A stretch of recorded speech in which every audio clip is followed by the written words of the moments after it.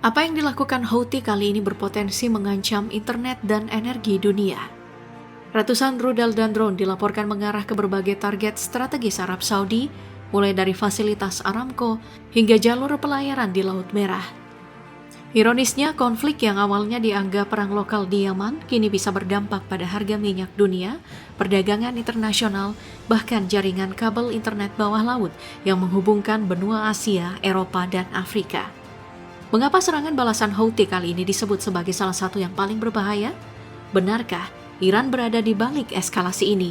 Dan seberapa dekat kawasan Timur Tengah menuju konflik yang lebih luas? Tonton sampai akhir karena ada fakta mengejutkan tentang ancaman yang jarang dibahas media.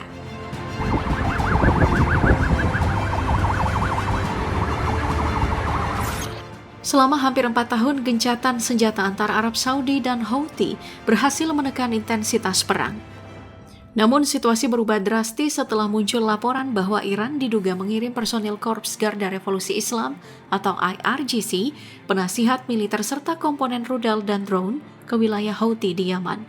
Beberapa hari setelah kedatangan mereka, Houthi mengumumkan blokade laut terhadap Arab Saudi dan kembali melancarkan serangan. Sejak saat itulah gencatan senjata praktis runtuh dan konflik kembali memasuki babak yang jauh lebih berbahaya.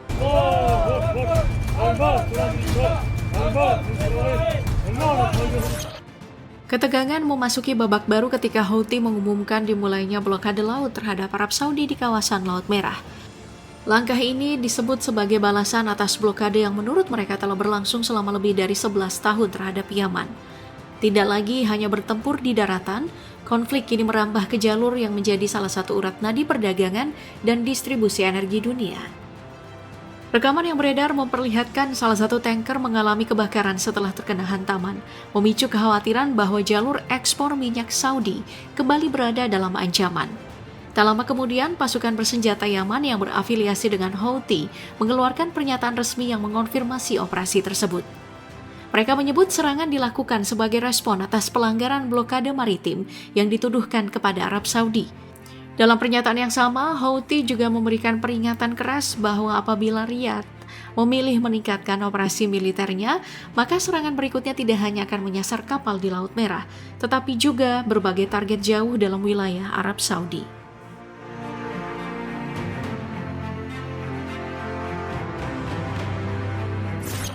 Arab Saudi tidak membutuhkan waktu lama untuk merespon blokade dan serangan terhadap kapal tanker minyaknya. Koalisi militer yang dipimpin Riyadh segera melancarkan operasi udara ke sejumlah wilayah yang dikuasai Houthi di Yaman. Salah satu sasaran utamanya adalah Provinsi Al-Hudaidah di pesisir Laut Merah. Warga setempat melaporkan sedikitnya ada 5 serangan udara dalam satu malam, sementara asap tebal terlihat membumbung dari beberapa titik yang diduga menjadi lokasi militer Houthi. Setelah itu operasi diperluas ke wilayah Marib dan Al-Jauf yang selama ini dikenal sebagai basis penting kekuatan Houthi. Serangan presisi dilaporkan menghantam platform peluncur rudal, basis roket Katyusha, hingga gudang amunisi berukuran besar. Beberapa teknisi peluncur rudal dan personel Houthi juga disebut menjadi korban dalam operasi tersebut.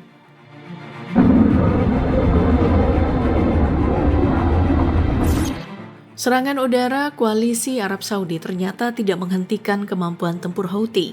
Hanya berselang beberapa waktu, kelompok yang menamakan diri pasukan bersenjata Yaman itu melancarkan operasi balasan dengan sasaran yang jauh lebih strategis.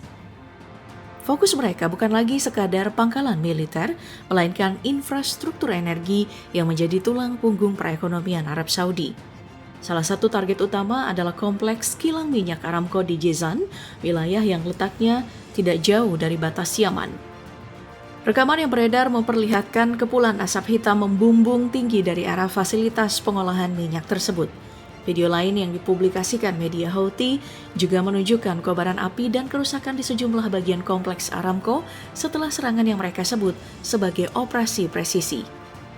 Meskipun otoritas Saudi sudah mengungkapkan secara rinci tingkat kerusakan yang terjadi, kemunculan asap dari kawasan industri itu langsung menarik perhatian pasar energi dunia. Serangan berikutnya mengarah ke Yanbu, kota pelabuhan di pesisir Laut Merah yang menjadi salah satu pusat ekspor minyak terbesar Arab Saudi. Yanbu memiliki nilai strategis karena menjadi jalur alternatif pengiriman minyak menuju Eropa dan berbagai negara lain tanpa harus melewati Selat Hormuz. Beberapa laporan menyebutkan ledakan terdengar di sekitar kota tersebut sesaat setelah Houthi mengumumkan perluasan operasi militernya. Di saat perhatian dunia tertuju pada serangan terhadap fasilitas energi, Houthi kembali mengklaim keberhasilan lain di medan tempur. Mereka merilis rekaman yang disebut memperlihatkan detik-detik sebuah pesawat nirawak tempur Bayraktar Akinci buatan Turki ditembak jatuh di atas provinsi Al-Jauf. Drone tersebut dilaporkan dioperasikan oleh militer Arab Saudi untuk menjalankan misi pengintaian sekaligus mendukung operasi udara. Jika klaim ini akurat, keberhasilan ini menunjukkan bahwa kemampuan pertahanan udara Houthi masih menjadi tantangan serius bagi koalisi. Pertempuran di daratan pun makin sengit. Bentrokan dilaporkan pecah di provinsi Al-Jauf antara pasukan Houthi dan milisi yang mendapat dukungan Arab Saudi.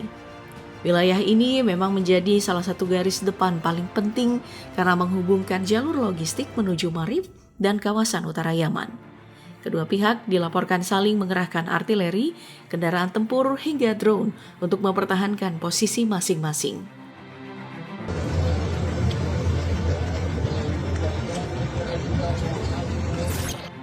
Eskalasi konflik ini tidak lagi hanya menjadi urusan Arab Saudi dan Houthi. Di tengah meningkatnya serangan, aktivitas militer Amerika Serikat di Arab Saudi juga masih terus berlangsung. Sejumlah pesawat peringatan dini E-3G AWACS dan pesawat pengisian bahan bakar KC-135R dilaporkan lepas landas dari pangkalan udara Prince Sultan. Menariknya, laporan yang beredar menyebut sebagian besar pesawat tanker Amerika kini beroperasi dari Arab Saudi dan Israel setelah tidak lagi aktif dari Qatar maupun Uni Emirat Arab. Situasi ini menunjukkan bahwa Arab Saudi tetap menjadi salah satu pusat operasi penting bagi militer Amerika di kawasan. Di sisi lain, ancaman terbesar justru mengarah pada stabilitas pasokan energi dunia. Blokade Laut Merah dan ancaman terhadap Selat Bab el-Mandeb membuat jalur ekspor minyak Arab Saudi berada dalam posisi yang sangat rentan. Apabila pelayaran terganggu, atau kapal-kapal tanker menjadi sasaran berikutnya, distribusi minyak global dapat ikut terhambat dan memicu lonjakan harga energi. Bahkan, sekadar pengumuman blokade saja dinilai sudah cukup menciptakan ketidakpastian bagi perusahaan pelayaran dan pasar internasional. Risiko lain yang mulai mendapat perhatian adalah jaringan kabel internet bawah laut. Kawasan Laut Merah menjadi jalur penting bagi puluhan kabel serat optik yang menghubungkan Asia, Eropa, Afrika, dan Timur Tengah. Konflik berkepanjangan meningkatkan kemungkinan kabel-kabel tersebut rusak, baik akibat aktivitas militer maupun dampak tidak langsung dari peperangan. Pengalaman di Laut Merah sebelumnya menunjukkan bahwa kerusakan satu kabel saja dapat mengganggu konektivitas internet lintas benua dan membutuhkan waktu berminggu-minggu hingga berbulan-bulan untuk diperbaiki.